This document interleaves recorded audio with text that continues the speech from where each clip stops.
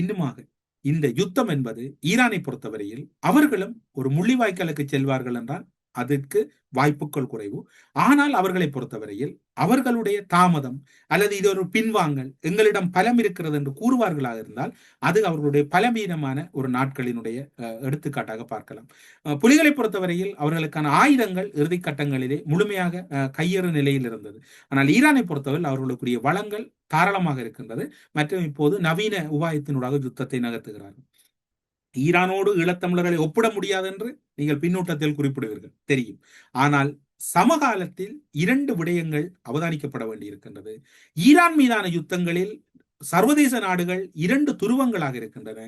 ஈழத்தமிழர்கள் மீதான அழிப்பில், இன அழிப்பில் உலக நாடுகள் ஒன்றாக இருந்தது. அமெரிக்க சார்பு நாடுகள், அமெரிக்க எதிர்ப்பு நாடுகள் என்று.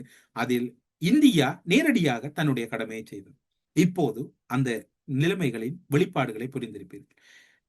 ஆசிய பிராந்தியத்தை பொறுத்தவரையில் இந்தியா இன்று கையேறு நிலையில் இருக்கின்றது. இந்தியாவுக்கு உற்ற நண்பன் ஈழத்தமிழன் என்பது இந்தியா இன்று வரையும் உணரவில்லை. இந்தியாவால் உணரவும் முடியாது. காரணம் என்னவென்று சொன்னால் அங்கிருக்கக்கூடிய கொள்கை வகுப்பாளர்களை பொறுத்தவரையில் அவர்கள் ஈழத்தமிழர்கள் என்பது ஒரு தீண்டத்தகாதவர்கள். ஏனென்று சொன்னால் தீண்டத்தகாதவர்கள் ஈழத்தமிழர்களிடம் இருக்கக்கூடிய திறமைகளும் கண்டுபிடிப்புகளும் அவர்களிடம் இருக்கக்கூடிய நுட்பமான நுண்ணறிவுகளும் அந்த கொள்கை வகுப்பாளர்களுக்கு தெரியும். எனவே ஈழத்தமிழர்களை நாங்கள் அங்கீகரிப்போமாக இருந்தால் ஈழத்தமிழர்கள் இந்த ஆசிய பிராந்தியத்தின் மிக பெரும் மூளை வளமுள்ள சக்தி மிக்க இனமாக மாறிவிடுவார்கள் என்பது இந்திய கொள்கை வகுப்பாளர்கள் துல்லியமாக அறிந்திருக்கின்றனர். அதனால்தான் இந்தியாவை பொறுத்தவரையில் ஈழத்தமிழர்களை ஒருபோதும் அங்கீகரிப்பதில்லை. அது எல்லா தளங்களிலும் நீங்கள் எடுத்துக்கொள்ளலாம். நான் இதில் பட்டியலிட வேண்டிய அவசியம் இல்லை. உங்களால் அதனை ஊகிக்க முடியும்.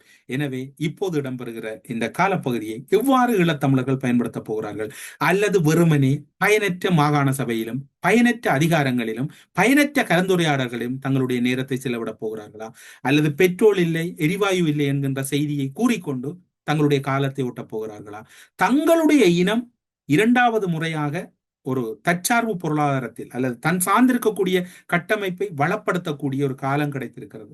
இது தொடர்பில் கலந்துரையாடல்களை இப்போது அனைத்து தமிழ் கட்சிகளுக்கும் ஒரு வாய்ப்பு.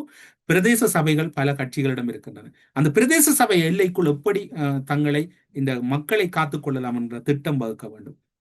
முன்னர் குறிப்பிட்டது போன்று உலகம் முடிவெடுத்து விட்டால் யாரும் தப்ப முடியாது. எந்த நாடும் அதற்கு விதிவிலக்கில்லை.